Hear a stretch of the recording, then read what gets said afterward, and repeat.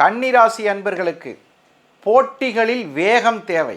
அது என்ன சார் போட்டிகளில் வேகம் தேவைன்னா, பரீட்சைக்கு படிக்கிறோம், நீ மட்டும் படித்தா பத்தாது, அடுத்தவன் எப்படி படிக்கிறாங்கிறத புரிஞ்சுக்கணும். இதைத்தான் என்ன சொல்கிறாங்க, எதிரியின் வலிமை தெரிந்து செயல்பட வேண்டும்ங்கிறான்.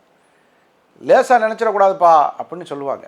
அது மாதிரி உங்களுடைய வாழ்க்கையில் வெற்றி படிக்கட்டுகளை மிதிக்க காத்திருக்கும் குரு பயிற்சி.